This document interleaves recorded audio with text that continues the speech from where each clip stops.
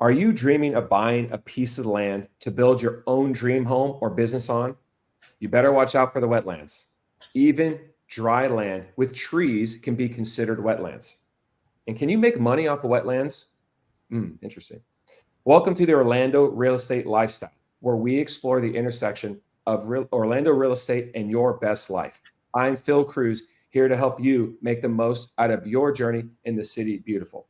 Today, we'll be discussing wetlands, wetland mitigation, and mitigation banking in Florida with Victoria Bruce. Victoria is the CEO of the Mitigation Banking Group, Inc., with 20 years of experience, actually celebrating her 20th year on this job today. She's been in that industry in wetland mitigation for 20 years, and she is a Winter Springs City Commissioner. Victoria, welcome to the Orlando Real Estate Lifestyle. Thank you so much, Phil. I'm so happy to be able to do this with you. Good. See, I told you there's no pressure. I messed up my intro. We're going to keep rolling right along now, okay? Perfect. For the listener out there, what we're going to be talking about today with Victoria is what wetlands really are in the state of Florida. I kind of touched on it. They don't necessarily have to be a swamp. And then how do they affect you? How can you pay to impact or remove a wetland from your property by buying someone else's wetlands, which this is essentially mitigation banking?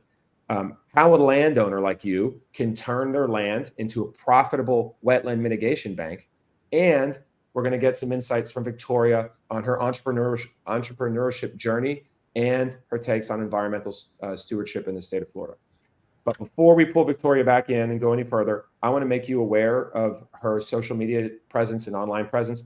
She is very active and informative on LinkedIn. I can tell you that's what we got together, and she's answered a ton of my questions. So you can find her by searching Victoria Bruce on LinkedIn. I'll include her LinkedIn link in the comments on YouTube, and also wherever you're listening to this on. Also, you can learn more about her business at mitigationbankinginc.com. And of course, myself, I am a real estate agent, and one of my main lead sources are listeners like you. So when it's your time to make a real estate decision, think of me, Phil Kruse. That's Kruse with a K, Kruse. A portion of all my real estate commissions go to charity, either a charity of your choosing or to the New Image Youth Center, which is where I volunteer every Wednesday during the school year. I just launched an improv troupe training protocol there. It's a lot of fun. I just got an award from them. It's so amazing giving back to the community. Search me online, Phil Kruse with a K. I'm everywhere on all social platforms, Instagram and Facebook, mainly LinkedIn, and go on and follow me, of course, on those social media channels, please. And go on your podcast and YouTube platforms, hit the bell, follow me there. I launch a new podcast every Monday. Great information about Orlando, about real estate, and about things that kind of combine those things together, like mitigation banking here today. It's kind of a gray area between all those things. All right, enough of the shameless plugs. For the listener, I want you to picture yourself buying a piece of land that was advertised as high and dry. You go there, it looks beautiful, you're walking around, there's no standing water, there's trees everywhere, it looks great. Only you find out later when it's time to build that it actually contains wetlands. What do you do? So this is where someone like Victoria comes in. So Victoria, when I say wetlands, as a layman person, I think of the Everglades, I think of a swamp, I think of rivers, bogs, alligators. What exactly is a wetland in the eyes of the state of Florida? Yes. So I can give you the whole statute definition, the biology complicated one. But after 20 years of experience, I have finally realized that it just boils down to something very simple. And that is poorly drained soil. And that is it. It can look dry the majority of the year. So you may have, parcels of land that you see that are wet because of the hurricane. It shows where even if it's dry land normally. So it only has to be wet, I think 10 days out of the year. So a lot of landowners are like, this is not a wetland. I'm standing in it right now. But the thing is that a professional wetland environmental consultant will do a wetland delineation. And I've been to these wetland delineation courses and they're way over my head, but they dig about 12 feet deep, and between the color and the taste and the smell, they will determine if this is a hydric soil. And if it's a hydric soil, that means that it's a wetland. And it also has to do with the location and the landscape and hydrology and a lot of other factors that come into the picture to determine if it's a wetland.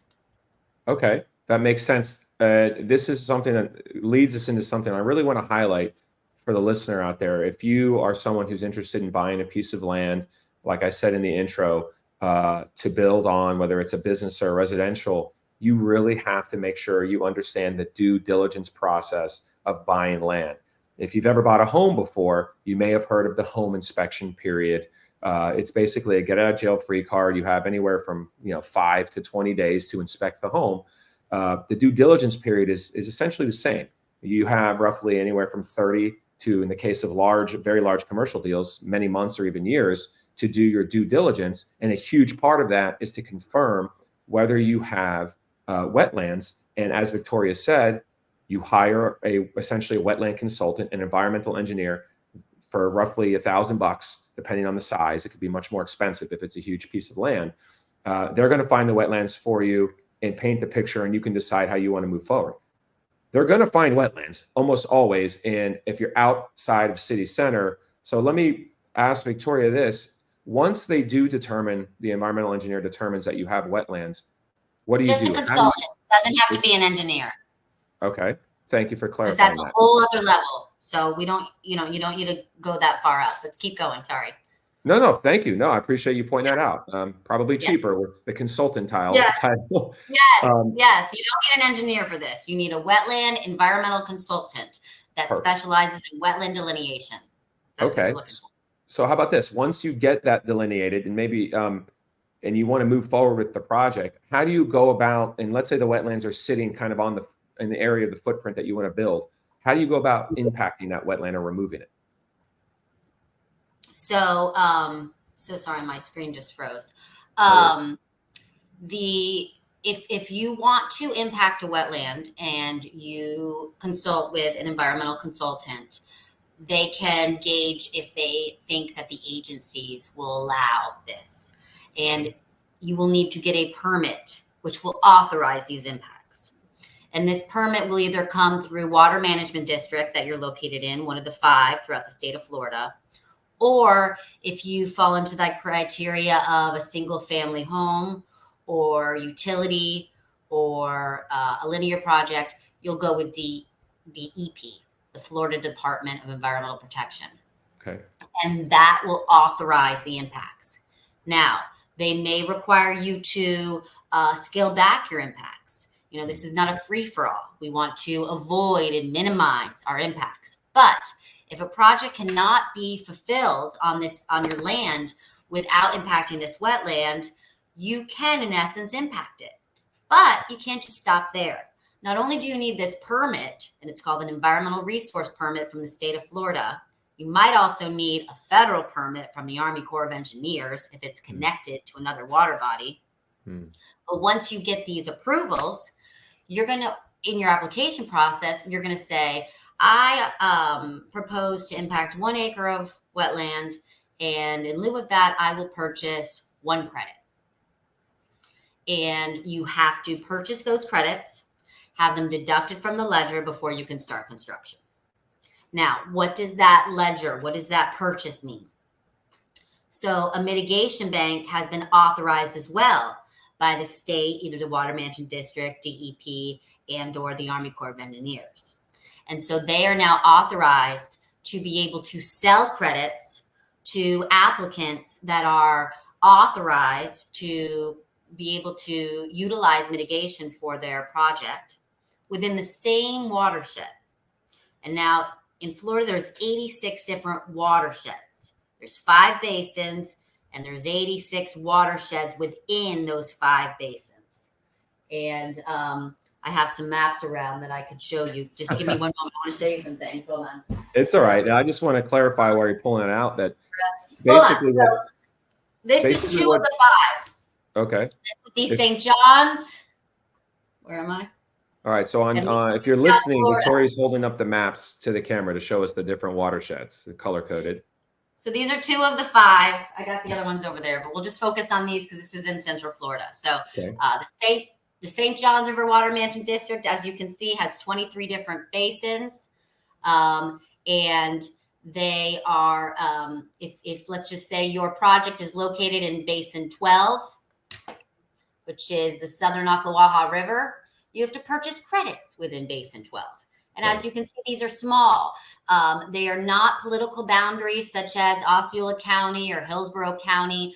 They are arranged to state that a drop of water is going to fall here and where will it go. Right. And so we need to keep the mitigation in basin so that there's a no net loss of wetland impact. So let me back that up a little bit. So just to unroll it, you use the example of 1 acre. So if you have to impact your property by 1 acre, impact meaning, essentially remove the wetland or eat into something known as a wetland buffer, which is a space that protects between the wetland and your property. Let's say you have to impact 1 acre of it. You basically have to go buy another acre of wetland from somebody else. And that somebody else is somebody who owns a mitigation bank in the same watershed as your project. Did I summarize that correctly? Yes, there's a little bit more to it, but it gets, and if we really want to get into the nitty gritty, a mitigation bank doesn't provide 1 credit for 1 acre of preservation and restoration. Okay. You might get 1 credit for 10 acres of preservation and restoration. And this is on the mitigation bank side. But on the impact side, and there are two prongs to this approach, if you are impacting a wetland, depending on the quality of that wetland, will determine how many credits you need to purchase for that acre of impact. Right. So if it's just poor draining soil that the average person would look at and say, dude, this is just some sand and some palmettos, that's probably not a high quality wetland. You can probably impact it for relatively cheap.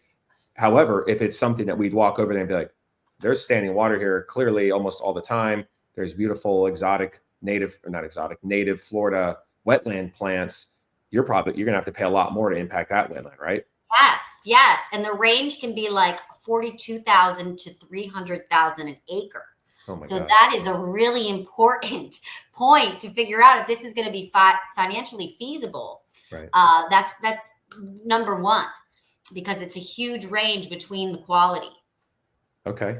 So I want to pivot then to, let's focus more on what a mitigation bank is, because I know when I first stumbled upon you on LinkedIn and started looking into what you were doing, and I saw the words mitigation bank, I immediately picture you up there in Winter Springs in an actual brick and mortar building where I can walk in there with my suit and tie and talk to you about mitigation banking. I mean, that's not what a mitigation bank is. What is a wetland mitigation bank? It's a bank of land. A land. It's land. Okay. Bank of land. Mitigation bank is a permitted land that has conservation easement on it and has a restoration plan to bring it back to its natural state. So in the 50s, it may have been dredged and filled for agriculture. There may have been logs for railroads. It may have been utilized for, you name it. Equestrian, cattle. Yeah. Yes. So and then the environmental consultant, and this would be a different type of environmental consultant that specializes in permitting wetland mitigation banks, which is a whole other niche of a niche. And they're not aiding the applicant to permit it to impact. No, these guys are permitting it to restore it to its natural state and give it its most lift that it can. And I love to say that, you go out, let's say this is a 500-acre parcel, and a wetlands mitigation bank permitting specialist will go out there and he'll say, it looks like a 2, but I can bring it to an 8. And that delta of 6 points times the acreage will determine how many credits you can get. Now, of course, this needs to be vetted by the agencies as well, but that's kind of how you get the difference. And so to be able to provide those credits, and let me give you an example. So we've got 500 acres, And he's saying that he can bring it from a 2 to an 8, right? Is that what I said? So a delta of 6 points. Yeah. Mm-hmm. So 0.6 times 500 acres. That would, if that calculation was right and the agencies agreed, we would get 300 credits. Okay. Mm-hmm. So 500 divided by 300. So that's 1.6 credits for every acre of preservation. Now that can range big time, but that would, a 1.6 to 1 ratio would be high restoration. And this can get costly because restoration is construction. It's Right. it's restoring the hydrology back to the natural state. And so there's a lot of work that can be done to be able to obtain these credits. So you're basically, so I guess before I ask a question, I'm going to frame it in the story, and then we're going to continue on this line of thinking. I recently met a client that I passed on to you. His family and he own many hundreds of acres of land, and there's probably some listeners out there that maybe they have that situation too. They're from a farming background, or their family are old Florida crackers and own a bunch of land, and they don't necessarily want to develop it, but maybe they don't even know about this opportunity. I mean, could somebody who owns many hundreds of acres, or even maybe a smaller parcel, maybe 50 acres, can they take that piece of land and turn it into a mitigation bank? Yes, essentially. Of course, it would have to be vetted and approved by an environmental consultant that thinks that there is enough lift that they can do. Now, if we're just preserving it, there's not a lot of credits that we can generate. The worse the project is, the better. We fix broken swamps is in essence what we're doing here. And based off of those restoration efforts will allow impacts to happen so that there's a no net loss within that watershed. So really, if you have the money, right, to bring it up to a high quality wetland, you're saying the most profitability for a mitigation bank or a very large piece of land is one that is not a wetland at all. Then you can pay a boatload, turn it into a wetland, and then sell those credits off to somebody who's impacting land elsewhere. Correct? Absolutely. So that would be creation, which, yes, would be very expensive and very risky. And you would wait 5 years or so before you even got credit number 1. And that's after you obtained all your permits. Okay. So creation is definitely the most expensive and risky part of the restoration realm. What I like to focus on, and that's rare. I probably know 2 or 3 banks in Florida that are creation. It's rare. The bread and butter, the average Joe is restoring and enhancing wetlands back to its natural state. I see. So they're not creating it, but if you look at a historical aerial map from the 30s, or before then, you'll see this was a wetland, and now it's not, because the Army Corps of Engineers, 100 years ago, whatever it might have been, they incentivized you to impact the wetlands, to dredge and fill them, because they thought they were wastelands. Right. And so they thought they were doing a good thing. So now they're having to put everything back to the way it was. Yep. And they will incentivize a private landowner to do that for them. Mm-hmm. Florida Forever will buy lots of land for preservation on the taxpayer's dime. This is a private landowner putting land in under a conservation easement and restoring it back to its natural state. And in lieu of those activities, they'll obtain credits to sell to landowners that need to purchase credits for their impacts, their authorized impacts. So if you're listening out there, do you see why you would want to hire somebody like Victoria or get her involved in a potential project to see what kind of profitability you could have? Obviously, she's got the resources too. So keep that in mind. Now, Victoria, I'm here to ask the heavy hitting questions. Okay. So here comes one. You got your Halloween costume picked out? Yes. Do you care to Don't ask. share My 12-year-old picked it. We are, my 12-year-old and my dog will all be cows this year. it? Have a cow onesie. How appropriate for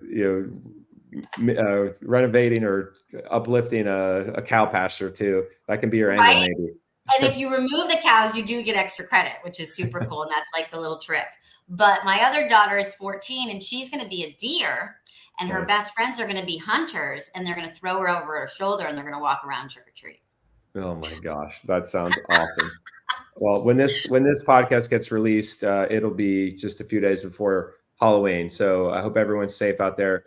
And before we get into some stories from Victoria about her wetland mitigation experience and her journey as an entrepreneur, I want to remind you guys that, of course, this is a podcast on YouTube, Spotify, Apple. Ring the bell, follow me on social media. It helps me out a lot. You can search for me anywhere on YouTube, Google, Instagram, Phil Kruse. That's Kruse with a K, Kruse. Don't forget about my real estate services. Remember that a portion of my commissions go to charity, and I am a listing specialist. I can help you sell your home, not just at the highest price, but fast and as stress-free as possible, utilizing something called the auction effect, where you basically price it aggressively and get out of town for the first weekend of showings and get that bad boy under contract. I can help you with that. I specialize in new construction. I'm a developer myself, and I work with all the big builders representing buyers. I'll be going out there this weekend. Let me know if I can help you. My cell phone is going to be in the description below in YouTube or in Spotify. You scroll down there, you're going to see Victoria's LinkedIn. You're going to see her website. You're also going to see my cell phone and my website. Shoot me a text. I'm an open book. I'm here to help. And you better believe I love Orlando. So hopefully you guys want to live here and stay here. So Victoria, with that behind us, what is maybe the weirdest or oddest piece of land, based on what it was being used for, that you've seen turned into a mitigation bank? Sand mine pit. Blueberry farm. The list goes on. Sand mine pit and blueberry farm. That's interesting. And along the same vein, what is the most unique client? Now, we talked about you have some repeat business, but maybe what's the most unique client you've engaged with that needed your wetland mitigation banking services? Well, since you asked, Blue Origin and I entered into a multi-million-dollar contract, and they purchased all and any credits available from a mitigation bank on the east coast of Florida. Wow. And so that was pretty exciting to be able to go to their offices and negotiate a 5-year agreement. And then SpaceX came and they were fighting for the credits too. So that was a super interesting process to be in. And I was just honored to be affiliated a little bit with those organizations. Gosh, that's so cool. That's not something I would have ever thought of, but maybe it gives the listener out there or the viewer a little bit more understanding of how important this is and how serious the state of Florida is taking this. When you have players, it doesn't get any bigger than SpaceX and Blue Origin with Elon Musk and Jeff Bezos, two of the richest people in the world. They have to play by the rules. If they want to build a new launch pad or a new manufacturing facility over there on the East Coast in that sensitive area, they got to be buying wetland credits, just like you, who wants to build your single family home over in Wedgefield. Cool. That's so awesome. And now I have a question about your 20 years of experience. This seems like such a niche industry, and you and I, started our relationship back in just after college and networking events and stuff long before, I was in real estate and before you were in mitigation banking. How does somebody like you, Victoria, end up with 20 years of mitigation banking experience? How'd you get in the industry? Fell in my lap. But I love to say that, but at the same time, you've got to prepare and be in the right place at the right time for things to fall in your lap. And so I was a senior. It was 2004 and at UCF. And I was a marketing and business major. And I found a club called SMPS, Society for Marketing Professional Services. And that club changed my life. And the reason I joined it is because we were, and I'm not sure if we're still the only, but we were at the time the only student chapter in the United States. It's really a professional chapter throughout the country. And it's for the AEC industry, which is architecture, engineering, construction, which I had no desire to get into any three of those fields. But it was the only organization on campus that actually networked with professionals. And so I got a part of this club, started as like the program, coordinator. I organized their bowl-a-thon with their sponsors, and I started realizing I'm good at this and I like it. And then I became vice president, and then I became president. And around that same time, the president of the professional chapter contacted my professor and advisor of the association and said, I want your best and brightest. And she recommended me. Nice. And at that time, I was not looking for a job. I already had a job. I was selling Encyclopedia Britannicas. Yes. I swear to God, cold calling out of this guy's house. He would give me $10 an hour and lasagna at the end of the night. I mean, you couldn't get any better. And it was right over there by UCF. And I found it in the UCF Future magazine. But they basically begged me to come in for an interview. And I did. And I remember on the way over there, it was about 45-minute drive. It was over in College Park. So out of my wheelhouse of knowing where I was, UCF girl. I'd ventured to downtown, but College Park was out of my wheelhouse. And I'm driving 45 minutes, and I called my mom and I said, I'm on my way to this job interview for an internship. And it's something mitigation and wetlands. She said, well, maybe it has something to do with the hurricanes. I mean, I went in there blind as a bat. Yeah. And so I started working 10, 15 hours a week, doing mailers and, marketing things, putting labels on direct mail back when, direct mail was so important, and simple little things, filing, just kind of being an administrative assistant. Right. And I started loving it. And before I could even graduate, they presented a full-time offer. And I had a full-time offer, right? From off the bat, the day after college, I just started full-time. Amazing. And that was 20 years ago. And it was wonderful because, being at UCF, thinking marketing and thinking business administration, I was fancied by being, in corporate, like Disney or SeaWorld or Hard Rock. But I had an internship with Hard Rock, with sales and marketing, and I hated it. And I had an internship with a promotion and development company doing professional promotional marketing. I hated it. And then I did a internship with a mortgage broker, and I hated it. And then I did an internship with Sprint, and I hated it. And then I did this mitigation thing, and I loved it. Nice. And so it opened up my eyes, and it should to students as well, that sometimes you're not even aware of the industry that you're going to be in. And especially in today's terms, because 20 years from now, I mean, who knows what will be available and possible. But so that's kind of how it just fell in my lap. And thank God I was loyal and stayed and didn't go anywhere else, because being an expert in the industry, you got to make lots of mistakes, and it takes many, many years to cultivate lots of knowledge and wisdom and relationships. And I'm so proud of myself to stay in the same industry for 20 years, because, being at 41, that's not common. Most people dabble into different industries. And so I have been wetland mitigation from day one. And 8 years ago, I started my own company. So it became a brand new venture for me, doing the exact same thing I was doing before, but now on my own terms. And I'm now my own boss. That's amazing. So many nuggets of wisdom and that little anecdote you shared. I mentor UCF students during the fall and spring semesters. I graduated from the School of Engineering there. And so I mentor kids in their engineering leadership program. And your little story sums up so many things that I tell them. It's not what you know, it's who you know. Your degree basically just shows that you can learn. Everything else is learned on the job. You got a network. You were out there doing all kinds of different internships. You joined a club, and you put yourself out there. Like you were a go-getter, like take action. These are what people, and people need to hear that now. People our age, I'm the same age as you. It's never too late to make a job change. I am a dabbler, right? I did 10 years selling commercial air conditioning, and now I'm in real estate and doing property development, and I'm a podcast host, and I'm growing and adding more stuff. And I don't know where it's all going to lead ultimately, and it's fun and enjoying the ride. So I want to continue down this vein, Victoria. So I'm glad you shared that story. And a lot of our listeners are indeed entrepreneurs. Maybe they're already business owners, or maybe they have aspirations of being that. So how do you manage running your own business, being a mom, and on top of that, being a Winter Springs city commissioner?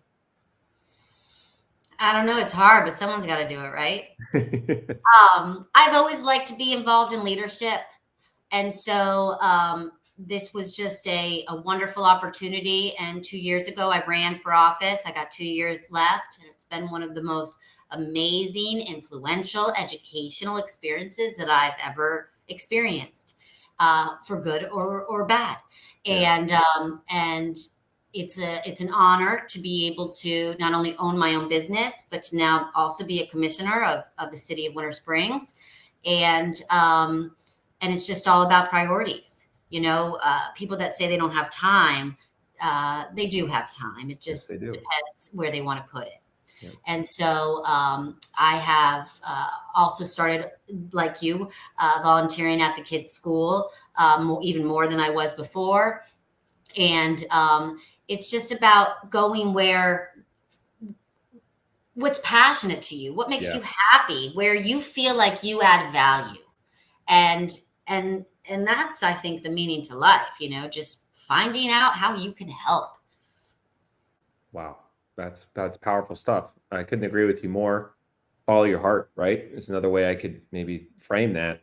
So this is going to be pretty much my last question for you, Victoria. And it's again, along the same lines here. Is you've said a lot of great tips about just how to be a good person and how to be a good business person and how to get ahead in life. But if there was one phrase, one tip, one key item that you could offer to an entrepreneur that was sitting in front of you right now, what would it be? Beat to your own drum. Don't follow the crowd. Be your own mentor. Inspire yourself. And don't rely on anybody else. Wow. Well, there you go. Self-reliance, self-starting, go get it done. Victoria, thank you so much for this conversation today. You are an inspiration. I'm so glad that we reconnected a few months ago. And I just want to recap our conversation. Look, Orlando is amazing. Winter Springs is in Greater Orlando, up there in North Orlando. If you're not familiar, where Victoria lives and works, and we talked about wetlands, wetland mitigation banks, opportunities for landowners that own large swaths, many hundreds of acres of land in most cases. We talked about business leadership and entrepreneurship.